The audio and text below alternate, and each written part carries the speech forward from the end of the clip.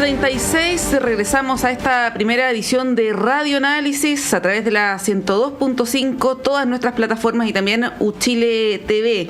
Es el momento del panel de conversación, como todos los días a esta misma hora, y pasamos a saludar inmediatamente a nuestros invitados. Partimos con el abogado, investigador de Nodo 21, Raúl Méndez. Raúl, ¿cómo estás? Buenos días. Buen día, Montserrat. Muchas gracias por la invitación. Feliz de estar acá. Gracias, Raúl. Y Francesca Parodi, exsecretaria general de Evópoli, amiga también de la casa. Francesca, ¿cómo estás? Buen día. No te escuchamos. Estás muteada, parece. No, estoy ahí sí. Ahí sí. Buenos días. Buenos días.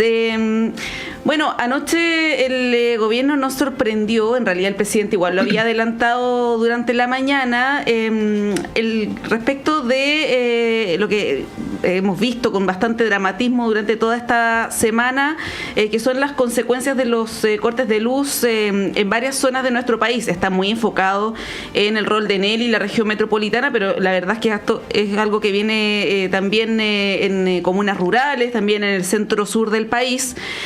Y anunció el gobierno el inicio del proceso de caducidad respecto de Enel, ¿no? de estas empresas. ¿Cómo ven esta decisión? Porque ayer lo hablábamos, de hecho, con algunos de nuestros panelistas. Lo hablábamos con John Enríquez, que es académico de la UDD y también experto en regulación económica, y él decía que no era una buena idea necesariamente esto de la revocación, ¿no? de estas empresas, por varias razones, porque además en el intertanto él planteaba, bueno, qué es lo que ocurre, ¿no? Hay una posible desprotección también para los usuarios con esta medida. Él ponía el ejemplo de Aguas Andinas en el sur, ¿no?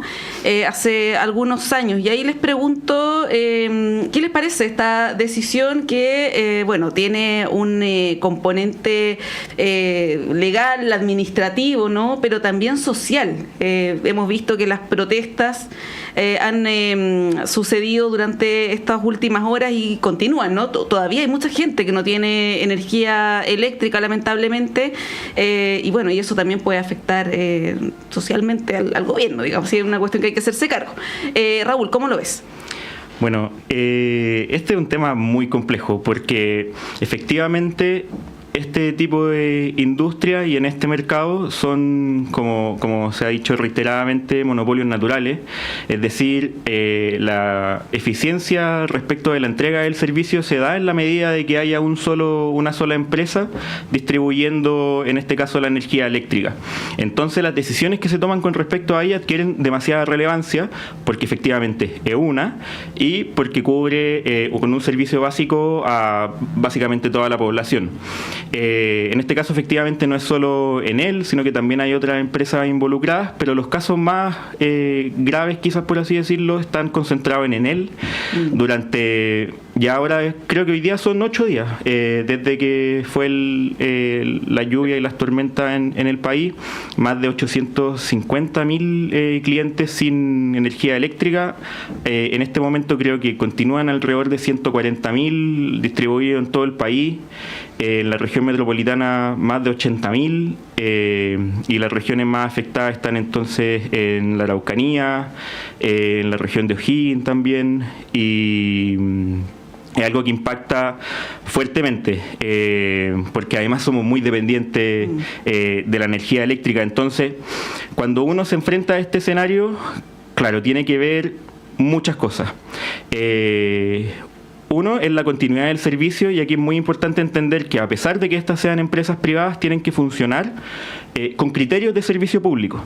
Eso quiere decir que no solamente aquí lo que está en juego son la regulación económica en términos de una empresa privada cualquiera que comercia cualquier producto que se puede encontrar en otro lugar, sino que siendo un servicio esencial para la ciudadanía, hay ciertos criterios que se tienen que tomar que no solo responden al criterio de maximización del beneficio propio de la empresa. Entonces, aquí estamos en el caso de una empresa que ha incumplido reiteradamente y de forma grave. Nosotros veíamos el día de ayer creo que la misma empresa Enel estuvo multada ahora hace poco por el caso de unos cortes de luz en el mes de mayo. La multa fueron de, creo que son 4.000 millones de pesos. Y para que se entienda la magnitud, esta es una empresa que durante este año alcanza una utilidad de alrededor de 250.000 millones de pesos. Eso quiere decir que tiene más de 1.000 millones de pesos diarios de utilidad. Acabamos de decir que le pusieron 4.000 millones de pesos de multa por haber falseado información en mayo, para que se vea el orden de magnitud de cómo puede realizar el cálculo esta empresa con respecto a si le conviene o no seguir entregando mal la información, seguir faltando a sus responsabilidades o efectivamente hacerse cargo de un servicio que es esencial para la población. Entonces yo creo que cuando se anuncia la caducidad de la concesión es el camino correcto, son las señales que hay que dar. Efectivamente esto no es inmediato, es un procedimiento que se empieza a avanzar con plazo claro. El ministro de Energía ayer lo anunció.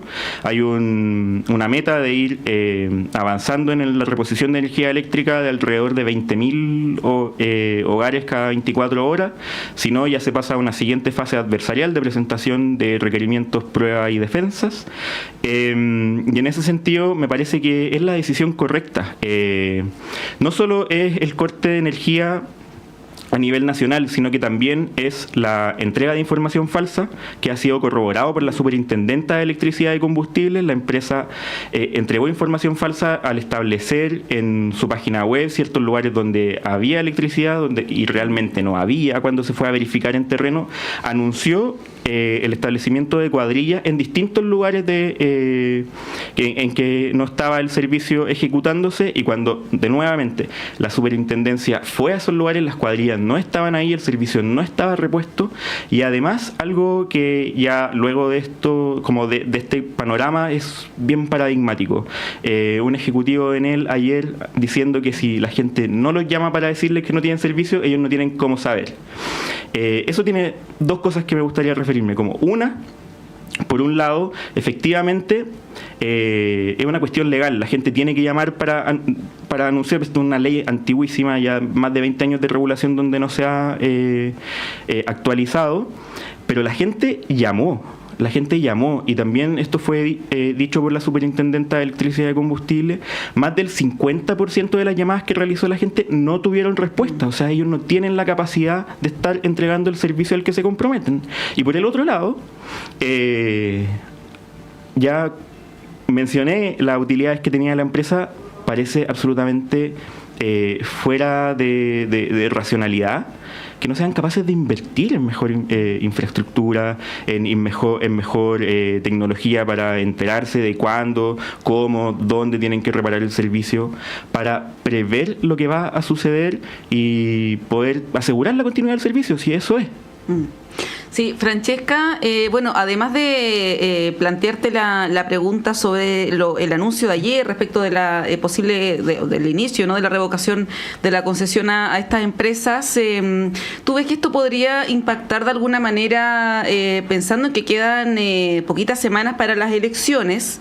Coincide además esto con el alza de las tarifas eléctricas, ¿no?, que comenzaron a regir a partir de julio, y que además esto se traduce en un alza en el IPC. Conocimos hace algunos minutos el dato del último mes, donde la inflación sube con bastante fuerza, ¿no? Y el dato anual se ubica en un 4,6%, y esto influido también por el alza de los precios de la luz.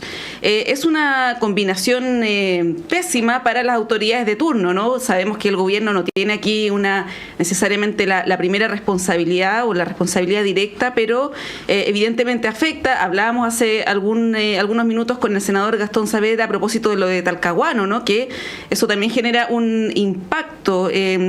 ¿Cómo lo ves tú desde ese punto de vista también, no? A ver, son hartos temas, Montserrat. Voy a ver si me puedo centrar y contestarlos todos. Primero que nada, con respecto a lo que pasa con Enel, o sea, qué duda cabe, ICG, qué duda cabe que ha demostrado tener una ineficiencia bastante alta con respecto a la respuesta a la crisis. Lo mismo que mencionaba Raúl, el hecho de que si no les avisan, ellos no se enteran de que no hay luz. Y eso yo creo que te habla de un sistema lo menos deficiente con respecto a lo que deberían tener un sistema más monitoreado por parte de las compañías eléctricas para saber dónde está fallando y dónde no hay electricidad. Hablaba también Raúl hablaba también de las sanciones. Yo tenía la cifra que eran 6.000 millones de pesos, pero de un tope de 10.000 millones de pesos. De hecho, es un tope que tiene, en este caso, la Superintendencia de Electricidad y Combustible. O sea, básicamente, si no se multa por más, es porque nosotros mismos tenemos un tope por multa. Entonces yo creo que eso también es algo a revisar, porque efectivamente, hablaba ahí Raúl de las utilidades, no tengo la cifra si es exacta o no, le creo efectivamente le sale barato poder tener un corte de una semana o así. El 7 de mayo, en el temporal pasado que tuvimos en la región metropolitana, sin olvidar obviamente lo que pasa en las regiones, que muchas veces tiene menos escándalo mediático, pero efectivamente también es la realidad que viven todos los días. Tuvimos un promedio de 60 horas también, con la luz cortada. Ahora ya vamos por la semana, hoy día cumplimos ya los 7 días desde que se cortó la electricidad, lo que es absolutamente inaceptable. Pero también yo creo que hay una mirada de modelo, y creo que en eso quiero hacer un poco más el punto, porque nada dice que no va a volver a pasar. De hecho, estamos con lluvias que son anormales en Santiago, temporales que son anormales en Santiago. Entonces, ¿qué va a pasar el día después de que logremos que las 60.000 personas o los 100 y tantos mil personas que en Chile en este momento están sin luz, clientes, perdón, qué va a pasar en 2 semanas más cuando vuelva otro temporal? Y ahí yo creo que tenemos un problema un poco en la mirada. En Chile se multa por clientes sin electricidad. En los países desarrollados se multa por falta de inversión. Y yo creo que eso es súper importante. El 80% de la red eléctrica, en la región metropolitana es aérea.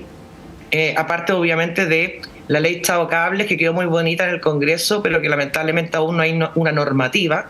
Y la basura aérea que tenemos en todas las regiones del país, en todas las ciudades, te genera una carga, mayor para que efectivamente estas cosas pasen.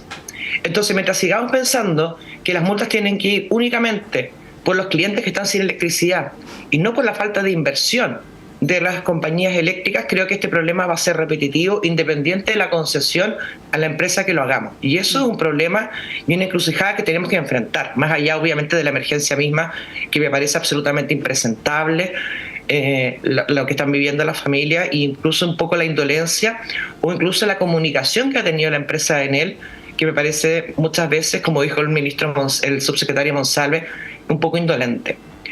Con respecto a revocar la concesión a las compañías eléctricas, bueno, eso también tiene problemas y por lo que escuché ayer también al ministro Pardo en la noche, esta primera fase, de este proceso administrativo pasa más por un ultimato, más allá que una revocación en sí misma. Tenemos que ver también qué empresas estarían dispuestas eventualmente a poder hacerse cargo de esto. Son volúmenes de plata más allá de que decía Raúl, esto es un monopolio natural. También es natural porque efectivamente los volúmenes de dinero de inversión son muy altos.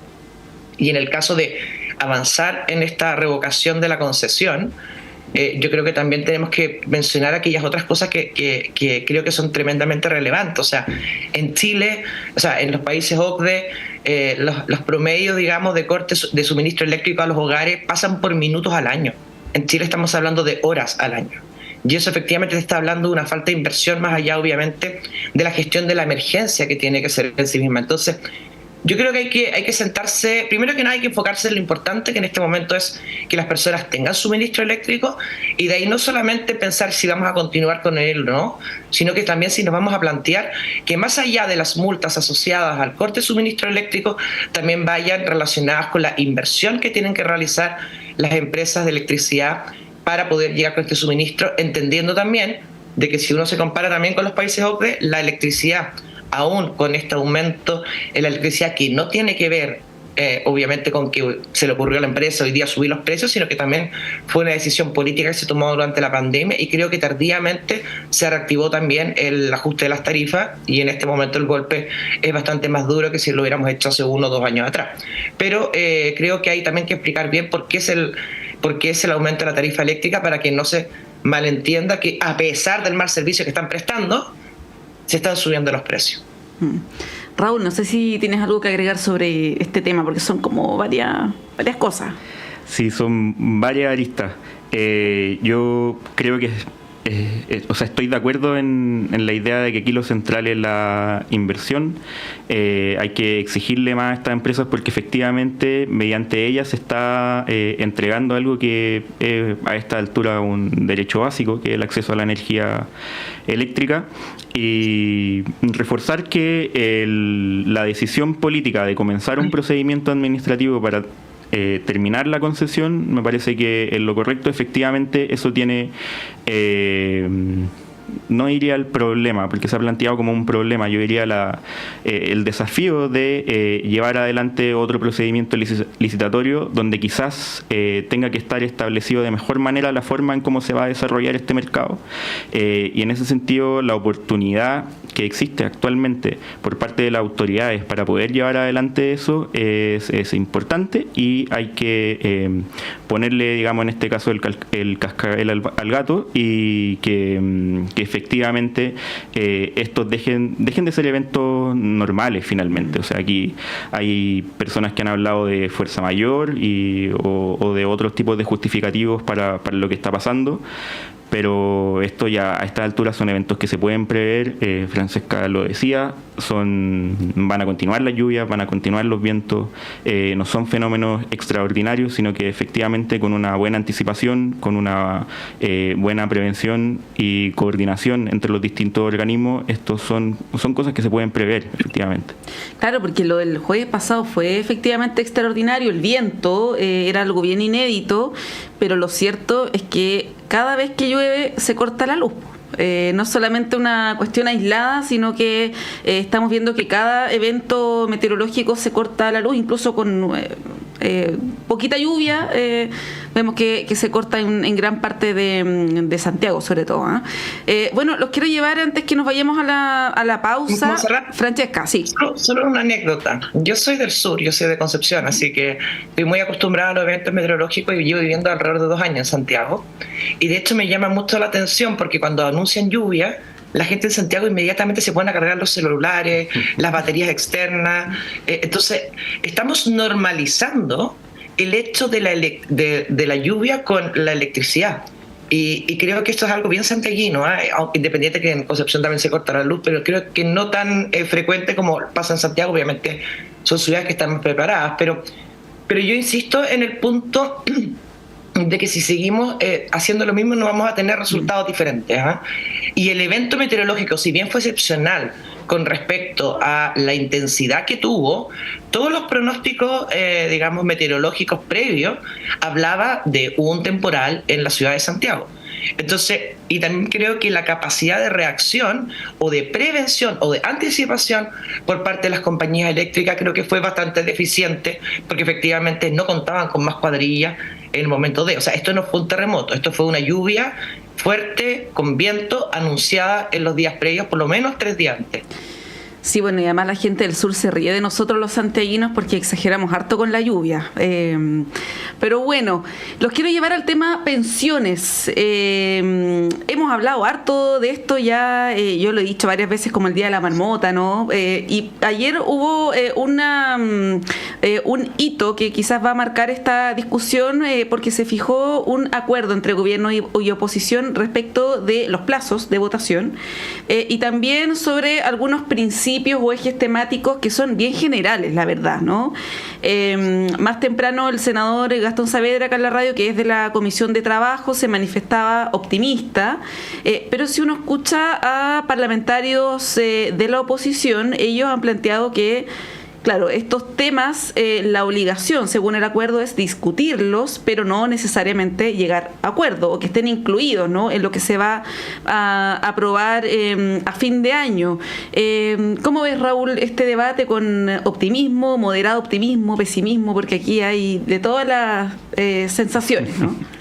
Me gustó tu concepto, con moderado optimismo, definitivamente. Me parece que es bueno que avance la discusión. Esa es una señal positiva de todas maneras. Sin embargo, hay que entender, y tú mismo lo mencionabas, Montserrat, que el acuerdo tiene, por así decirlo, dos partes. Uno es con respecto a la tramitación y lo otro es con respecto a los principios o contenidos de la reforma misma. Con respecto a la tramitación, a lo que se llega en el acuerdo es que recordará a la gente, y esto es un poco enredado porque son unas cosas de tramitación legislativa y uno se pierde ahí un poco, pero lo que se estaba pidiendo, exigiendo hace bastante tiempo es que sea la reforma de pensiones puesta en votación, a lo menos en votación general, que implica estar de acuerdo con la idea de que haya una reforma de pensiones que tenga ciertos parámetros. Entonces, con este acuerdo lo que se hace es decir, ok, no vamos a poner en votación, ni aún en votación general, la reforma de pensiones, sino que antes de cualquier votación vamos a comenzar a discutir los temas. Y esa discusión de temas lleva a que ojalá se vayan llegando a acuerdo y avanzando en elementos de la reforma, pero no es una condición necesaria, digamos, porque efectivamente no se van a votar, por lo tanto no va a quedar en la tramitación de la ley los acuerdos incluso a los que se llegue como algo que ya efectivamente está zanjado y permite avanzar, sino que es solamente entrar a los detalles y la votación entonces quedaría para después de las elecciones municipales. Tanto en general como en particular en los distintos temas, y ahí uno tiene que ver cuáles son los incentivos puestos por cada una de las fuerzas políticas para llegar a ese tipo de acuerdo. Por supuesto, el gobierno aquí pone toda su voluntad en que la discusión avance, pero me imagino yo que la oposición estará viendo que el problema de no avanzar en la tramitación de la reforma de pensiones tenía para ellos un costo electoral, del cual le era muy difícil salir, y tenía un costo electoral para ellos también votar la reforma de pensiones, pues porque efectivamente su electorado más duro probablemente lo ve con debilidad y ellos no están dispuestos a mostrar esa debilidad.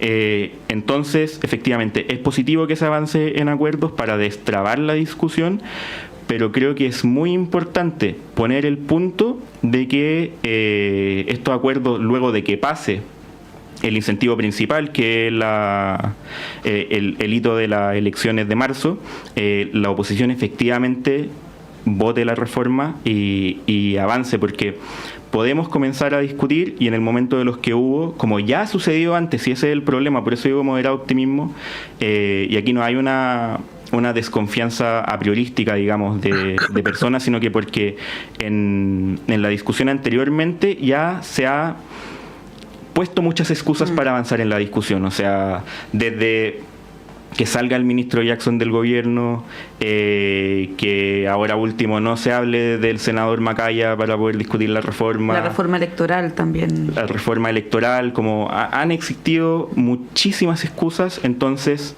está bien que avance, hay que estar optimistas por eso, pero hay que poner mucho acento y mucho ojo a que efectivamente estos acuerdos se cumplan y no pase que pasado las elecciones de las municipales, se empieza a decir, como saben que ya está bien, votamos en general, pero no estamos de acuerdo con nada de los contenidos, entonces no ponemos en votación ninguno de esos contenidos, porque hay que recordar que en el Senado quien tiene la mayoría es la oposición, y el presidente de la Comisión de Trabajo del Senado también es de la oposición, en este momento el senador Coloma. Entonces, desde ese punto de vista, es bueno que se destrabe, pero hay que estar muy atento a que esto avance y no se sigan poniendo excusas para algo que es urgente, que es aumentar las pensiones de los actuales y futuros jubilados.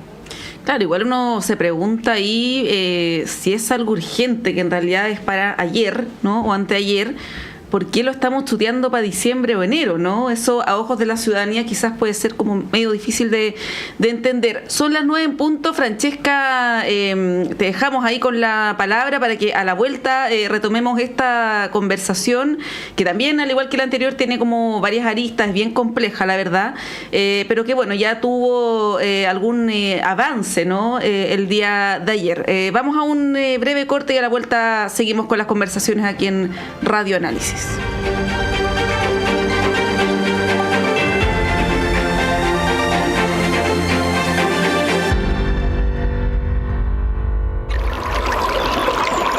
Aguas Trayén o Cascada en Mapudungún es la mejor agua purificada con tecnología de última generación. Para más información, visite su página web www.aguastrayen.com.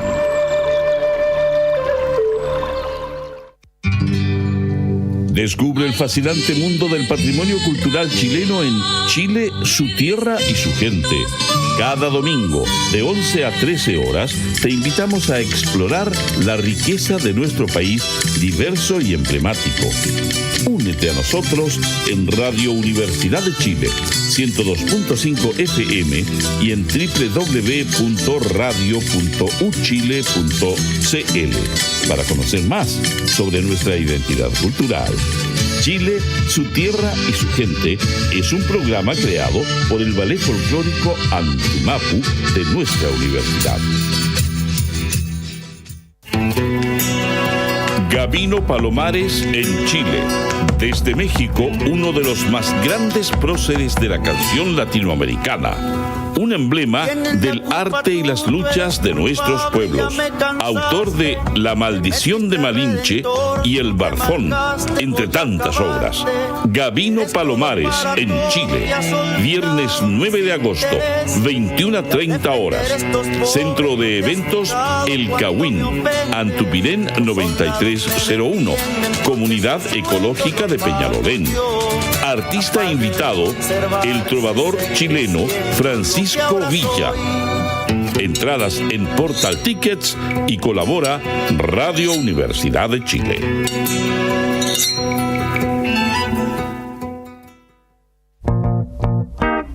Todos los sábados a las 21 horas, Alberto Mayol, Omar Sarraz, Patricio López y Antonella Esteves se reúnen para revivir la tradición de una amable conversación entre amigos alrededor de un libro y para discutir sobre literatura y la vida misma. Radio Universidad de Chile te invita a ser parte de esta República de las Letras y compartir la pasión subjetiva y personal de cualquiera que ame los libros. Te esperamos cada sábado a las 21 horas en la República de las Letras, un clásico de Radio Universidad de Chile. Conciencias y Educación, un programa de la Facultad de Ciencias de la Universidad de Chile dedicado a mostrar el estado de la ciencia de frontera y analizar las políticas educacionales y contenidos programáticos sobre educación científica y educación ambiental. Hola amigas y amigos, soy Raúl Morales Segura, decano de la Facultad de Ciencias de la Universidad de Chile y deseo invitarles a acompañarnos en nuestro programa Conciencias y Educación cada viernes a las 12 horas en Radio Universidad de Chile. Conciencias y Educación, un programa para una ciudadanía más demandada en los avances científicos, tecnológicos y ambientales, en el 102.5 FM y radio.uchile.cl. Estás escuchando Radio Universidad de Chile, la emisora insignia de la música chilena, reconocida como radio fundamental por la SCD 2024.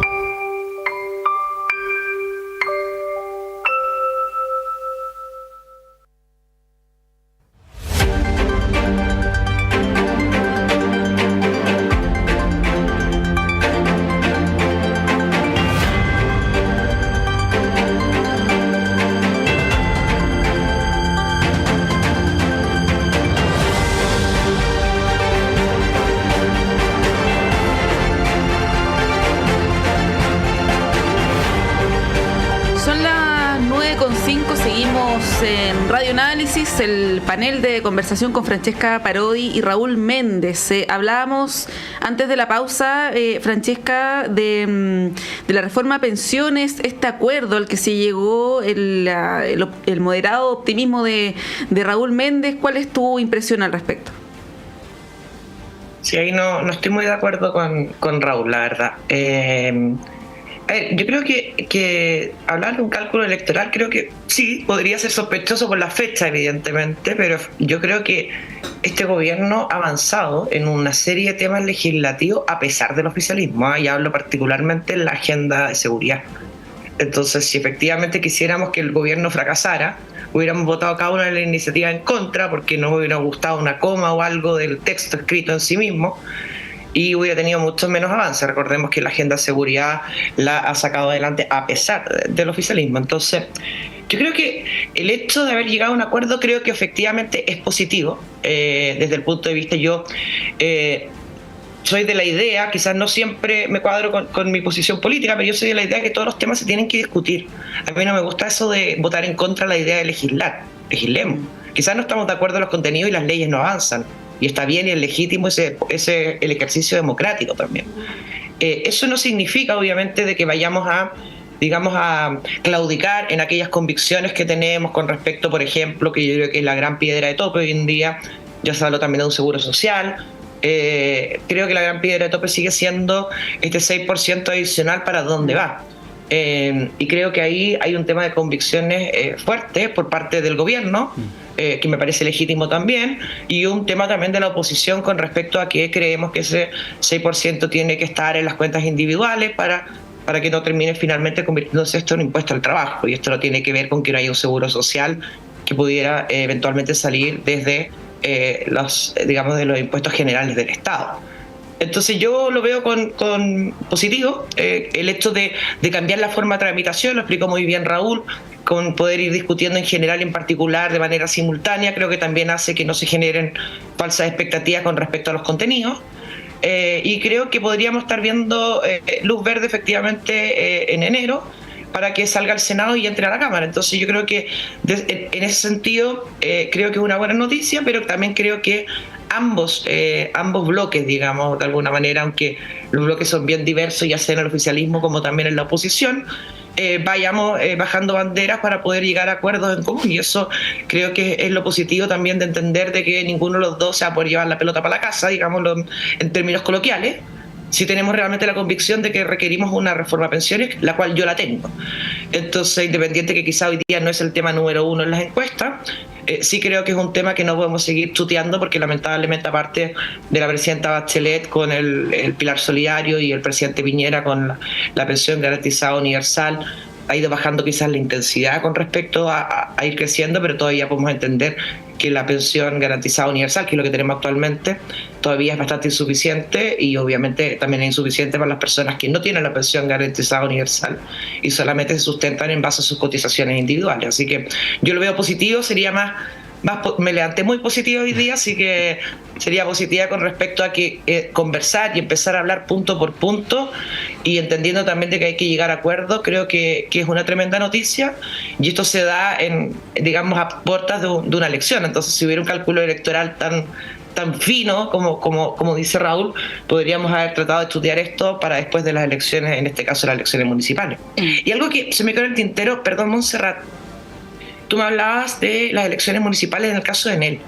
Yo creo que los alcaldes han tenido un rol bien relevante, y creo que lejos de poder cargar, digamos, con los platos rotos, creo que el liderazgo de los alcaldes por lo general en las épocas de crisis creo que se fortalecen más de lo que realmente se debilitan. Yo voy a poner aquí la cuota de escepticismo, Raúl, no solamente por el factor electoral que se mencionaba, sino también por las profundas diferencias ideológicas que hay en este tema, ¿no? Llevamos más de una década discutiendo de esto, han pasado varios gobiernos y no se ha podido llegar a acuerdo entre, digamos, la centro izquierda y la derecha, ¿no? Para simplificarlo así. Y es porque hay diferencias ideológicas, ¿no? De concepciones del rol del Estado, de la solidaridad, si es que debiera existir o no reparto, y yo no veo por qué aplazar esto y quizás tratar de consensuar algunos puntos con la comisión técnica, el trabajo que hizo, se pudiera efectivamente llegar a un consenso. Aquí hemos entrevistado a harta gente de derecha, de izquierda, y la verdad es que las posiciones son como bien irreconciliables, ¿no? Desde el punto de vista de las diferencias doctrinarias, podríamos decir. ¿Cómo ves tú una reforma que pueda incluir elementos de ambas partes? Mira, buena la pregunta, pero no quiero dejar pasar algo que mencionaba Francesca, que no está relacionado con la reforma de pensiones, un minuto nomás, pero que es con esta idea de avanzar en la agenda de seguridad a pesar del gobierno, porque creo que algo que siempre se instala, siempre se dice y jamás se rebate, y algo que me ha tocado ver muy, muy de cerca. Yo, por ejemplo, me ha tocado hacer como algún tipo de estudio y del fast track legislativo en materia de seguridad, no sé, el oficialismo ha votado a favor más del 95% de la iniciativa. Entonces, hablar de que a pesar del gobierno avanza es un poco... No corresponde tanto con la realidad. Dicho eso, claro, pues, está el tema de la reforma de pensiones y cómo se reconcilian estas posturas. Yo creo que efectivamente en democracia hay un momento en el que se tiene que ver la posición política de cada uno de los actores reflejada en los votos. Por eso es importante que avance la tramitación y que efectivamente la reforma de pensiones se vote. Y ahí también estoy de acuerdo con Francesca, o sea, la idea de legislar que se vote y vamos viendo los temas en particulares y cómo se resuelve el asunto y avanzamos en que cada uno ponga su posición, no desde un punto de vista del cálculo, sino que desde el punto de vista de lo que está convencido. En materia de pensiones, el problema es que partimos desde un escenario completamente radicalizado. La totalidad de los fondos de pensiones están puestos en cuentas de capitalización individual desde los años 80. No ha habido un cambio en este pilar de la industria jamás, digamos. Todas las reformas que se han hecho han ido por el lado del pilar no contributivo, y esto jamás se ha tocado. Esta es la primera vez que estamos haciendo entonces una discusión de fondo sobre el pilar contributivo, y lo que pasa aquí es que la oposición mantiene su posición radicalizada con respecto a la industria de pensiones, tanto en materia de capitalización individual, todo a cuentas individuales, lo que implica la profundización de las desigualdades del mercado del trabajo en el pago de las pensiones de los jubilados, es decir, bajos salarios, alta empleabilidad informal, trabajo de cuidados no remunerados, distintas expectativas de vida en materia de género. Todos esos elementos se radicalizan y se profundizan cuando todo va a cuentas individuales. Entonces, estamos partiendo desde muy atrás y la posición de la oposición es bastante parapetada en esa radicalización.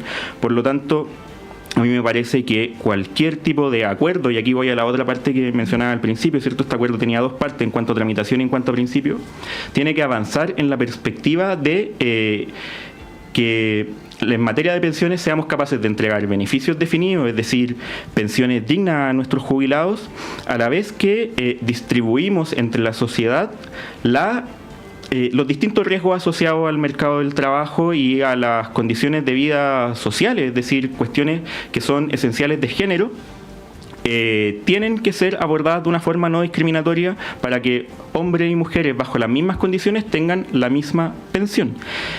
Por eso creo que es muy relevante avanzar hacia ese lugar, y además solo basado en la experiencia que tenemos a partir de 30 años del modelo en el cual hemos estado.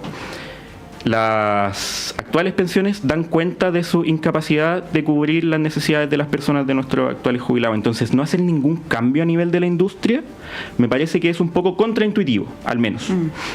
Por lo tanto, es esencial dividir la industria, es esencial permitir que entren más actores al mercado de la inversión de fondos de pensiones. Actualmente hay 7 AFP, cuando en Chile hay alrededor de 50 sociedades reguladas para poder hacer inversiones de esas características que no entran justamente sencillamente porque no pueden competir en el mercado de la administración, que es como la ventanilla hacia el público, digamos, no tienen esa capacidad. Entonces, dividir eso, aprovechar las economías de escala, son cuestiones que son esenciales o sea, que se demuestran en la experiencia nacional y que además son reconocidas a nivel internacional. No hay ningún sistema tan radicalizado en materia de concentración de la industria y capitalización individual como el chileno, y además que ya está más que comprobado que entrega malas pensiones. Entonces, insistir en ese camino es un error. Y por lo tanto, yo creo que esto la gente lo sabe, la gente no solo lo sabe, lo ve. Entonces, por eso mi moderado optimismo en cuanto a los tiempos de tramitación, porque efectivamente negarse a ciertos aspectos de cambio o ponerlo con el voto, digamos, es bastante impopular. Lamento no como aumentar el optimismo en la posibilidad de ponernos de acuerdo en lo más grueso. Con todo, yo confío en que hay la mayoría de las personas que están en la posición, más allá de la posición ideológica, quieren mejorar las pensiones del país, y por lo tanto hay que continuar insistiendo, negociando, y posiblemente esto se abra a que se llegue a algún tipo de acuerdo, quizás menos permanente de lo que nos gustaría, pero donde las personas vean un aumento en sus pensiones actuales y una perspectiva de futuro mucho mejor. Sí, yo solo diría ahí que ojalá se respete el acuerdo, porque hemos visto, Raúl, tú que caminas harto por los pasillos del Congreso, hemos visto que no necesariamente se respetan los acuerdos, lo observamos lastimosamente con la elección de las presidencias de las cámaras, ¿no? Así que esperemos que esto sí ocurra a fines de este año. Nos quedan algunos minutos y los quiero llevar al tema de Venezuela, pero trasladado a la política interna de nuestro país. Ayer el presidente respondió a algunas preguntas de la prensa, una de ellas evidentemente era respecto del tema de Venezuela, y endureció bastante el tono contra Maduro, volvió a calificar a ese gobierno de régimen, ¿no? Evitó proclamar a Edmundo González, haciendo alusión a la experiencia con Juan Guaidó, pero también dijo que ese gobierno, ¿no? Ese régimen intentó cometer un fraude. Habló del autoproclamado triunfo de Maduro, y con esto, bueno, recibió una respuesta del canciller de ese país que lo catalogó, ya ni siquiera es noticia, ¿no? De fascista, pinochetista, que ya es una cuestión casi anecdótica, la verdad. Pero lo cierto, Francesca, es que se ve un cambio de tono del presidente. Esto ha sido reconocido y alabado por representantes de la oposición, pero de todas maneras hay quienes señalan que es bastante inoficiosa la postura del gobierno y que debiera ir un paso más allá y reconocer a Edmundo González, que es lo que se le critica ahora al gobierno, pese al endurecimiento del tono, ¿no? Que ha sido evidente en las últimas horas. ¿Cómo ves tú el rol que ha tenido también el presidente? A ver, yo creo que, primero que nada, yo felicito al presidente Boric, porque sé que a la interna le cuesta, digamos, por lo menos un malos ratos, dentro de particularmente el Partido Comunista.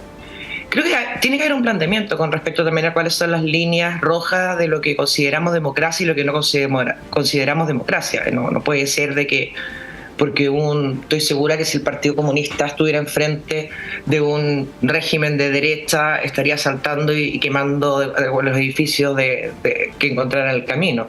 Creo que ahí también se le nota un poco al Partido Comunista cómo relativiza, digamos, las faltas graves que pasaron en Venezuela, considerando si son sus villanos favoritos o son sus villanos enemigos.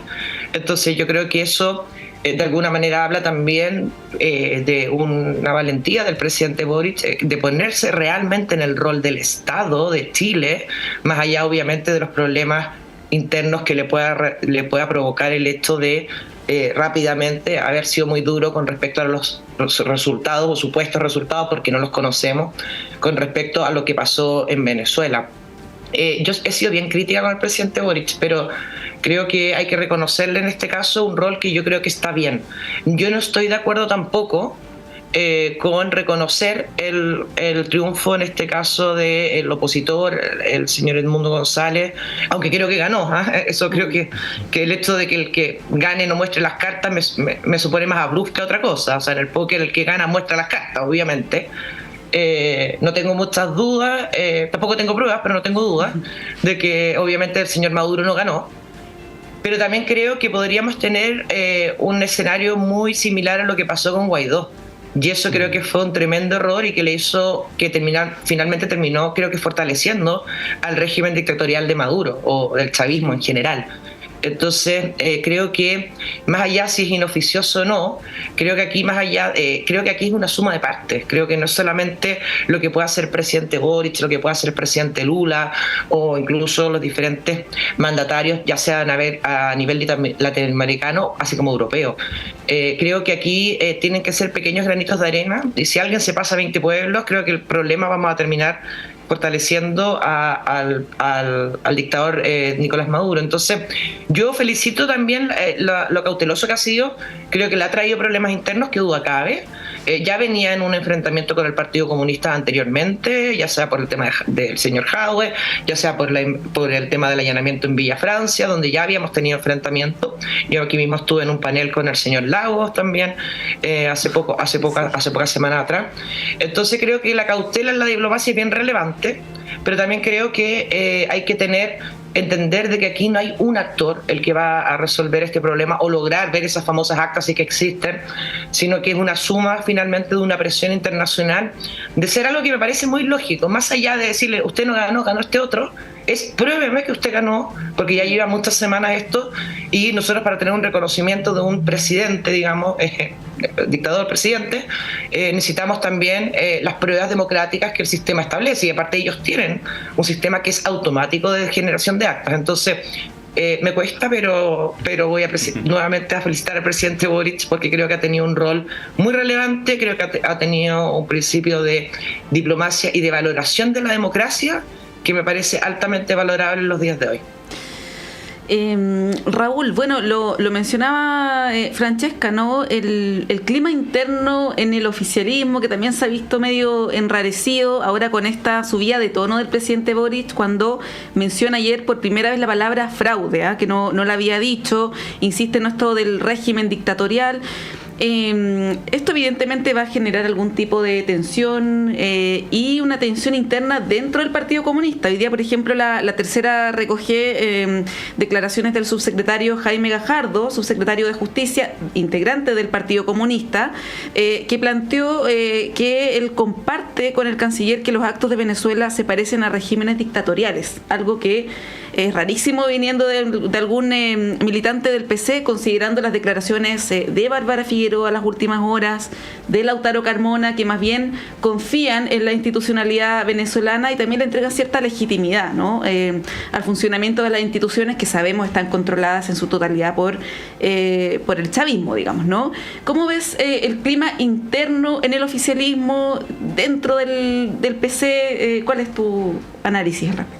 Sí, mira, efectivamente, claro, creo que en el caso del subsecretario se da un paso más, pero que no es distinto a otros que se han dado también, tanto por parte de ministros de Estado del Partido Comunista que están en el gobierno, como también la alcaldesa de Santiago también. Efectivamente, iba a decir, justamente en el caso de la alcaldesa Iracy Hasler también ha marcado una posición bastante fuerte detrás de las posiciones que ha sostenido el presidente Gabriel Boric, y yo diría que en esto hay que tener presente que las diferencias con el Partido Comunista en la coalición de gobierno y con el mundo de la izquierda en general en materia de relaciones internacionales han existido siempre, lo que no quiere decir un compromiso o no compromiso en materia de derechos humanos. El Partido Comunista históricamente en nuestro país ha sido uno de los partidos más comprometidos con la democracia y con los derechos humanos en los distintos momentos de nuestra república, digamos, sobre todo en la segunda mitad del siglo pasado. En ese sentido, yo creo que es importante reconocer ese rol que ha jugado el Partido Comunista y también ver específicamente lo que ha pasado en estos casos. Han habido declaraciones cruzadas y complejas en muchos niveles, pero Voy incluso a la primera declaración que sacó el Partido Comunista, donde señalan que hay que justamente, o que esperan a que se transparenten los resultados, las actas, y es lo que han venido sosteniendo reiteradamente. También, entiendo, lo sostuvieron este martes, hubo una sesión especial en el Congreso donde ellos presentaron una declaración y también reiteran esta necesidad de que se transparenten. Por lo tanto, no hay un reconocimiento absoluto, no hay un respaldo cerrado detrás de un régimen dictatorial como el de Venezuela. Por lo tanto, creo que hay ahí unos matices que hay que estar observando con cuidado, y en esos matices me parece que la posición que han tomado con respecto al gobierno ha sido una clara y inequívoca, que es que el presidente, en su rol de jefe de Estado y conductor de las relaciones internacionales, tiene toda la legitimidad y todo el respaldo de todos los partidos que están detrás de la coalición para ejercer el rol y las facultades constitucionales que le corresponden, y en eso no ha habido nada en contrario. El presidente ha sido claro, ha sido enfático en conducir las relaciones internacionales del país de acuerdo a la experiencia también que el país tiene, no solo en el caso de Venezuela, sino que en el caso de otras dictaduras latinoamericanas, de otros casos como el genocidio que acontece en Palestina, que también fue algo que sostuvo fuertemente el expresidente Piñera en su momento, también como parte de la política internacional de nuestro país, y también ha sido muy valorable y es muy valorada. Y desde ahí, entonces, con un rol, con una posición basada en el valor de la democracia y los derechos humanos, se ha conducido nuestra política exterior, y me parece muy importante, bueno, lo que señala Francesca, de que a pesar de que cuando gana uno pierde el otro, cuando etcétera, es importante no cometer el mismo error que se cometió cuando se proclamó a Juan Guaidó, proclamando a Edmundo González. En este caso es importante que Chile, y creo que tiene una posición privilegiada con respecto de aportar a una vía de solución en el caso de Venezuela, por el rol que ha jugado, por el tipo de relaciones y contactos que mantiene con diferentes presidentes de la ala de más izquierda de Latinoamérica, y la posición que ha puesto en materia de derechos humanos con el caso del régimen venezolano, además aportando la experiencia de nuestro propio país en el caso de poder lograr una salida de transición hacia la democracia en Venezuela, que permita a las distintas expresiones políticas que conviven mantenerse en el tiempo y poder ejercer sus distintos roles en un contexto democrático, digamos, y no de enfrentamiento, y no de baños de sangre, y no de violación a los derechos humanos como ha sido hasta ahora en el contexto postelectoral, que es muy lamentable. Sí, una cosa es la situación política, el deterioro democrático de ese país, ¿no? Y otra, que no es estrictamente lo mismo, la situación de derechos humanos, que se ha ido agravando también conforme pasan los días. Ha habido un recrudecimiento de la violencia, de la represión, de la persecución política, y esto no lo estoy diciendo yo porque se me ocurra, es algo que ha planteado la ONU los últimos días, lo ha dicho Amnistía Internacional. De hecho, ayer estaba leyendo un comunicado respecto de la exigencia de esta organización de Amnistía Internacional para las Américas, que libere a un dirigente de Voluntad Popular que se llama Freddy Superlano, que está incomunicado desde el 30 de julio y posiblemente sometido a tortura. Eso es lo que plantea esta organización. Por lo tanto, es una cuestión delicada y que debiera también preocuparnos como sociedad, ¿no? No solamente respecto a la situación política, sino que también en relación a los derechos humanos. Francesca, no sé si quieres agregar algo respecto de este punto en 30 segundos. Sí, no, muy brevemente. El Partido Comunista ha tenido efectivamente una lucha en pro de los derechos humanos, que duda cabe, particularmente en Chile, pero sí creo que relativiza en base también al color político del país de turno. Venezuela ha tenido problemas y ha sido señalado con el dedo por violación de los derechos humanos previo a las elecciones o el fraude electoral que cometió Nicolás Maduro, y ahí creo que relativizan bastante. Con respecto a las declaraciones de Gracie Hasler, nuevamente vamos a caer en el tema electoral. Ella está enfrentando un proceso electoral, en este caso contra Mario Desbordes, que ha sido bien crítico con respecto a lo que está pasando en Venezuela, y creo que hoy en día la visión un poco del chileno es que efectivamente lo que pasó en Venezuela es a lo menos irregular. Entonces yo creo que ahí también, más allá que la convicción política que pueda tener el Partido Comunista, creo que viene muy de la mano también con respecto a unas elecciones en las cuales puede haber una pelea estrecha, en este caso por la Comuna de Santiago. Así que la verdad no le creo mucho su revocación en caso de ahora vamos por la democracia con todo, sino que creo que tiene más un cálculo electoral con respecto a que hoy día Nicolás Maduro no creo que sea el santo de devoción de ningún chileno ni chilena, porque creo que está muy instalado en la opinión pública de que esto fue un fraude. Oye, el voto migrante en Santiago va a ser bien determinante, así que por lo mismo lo digo. Sí, pues es atendible la sospecha ahí de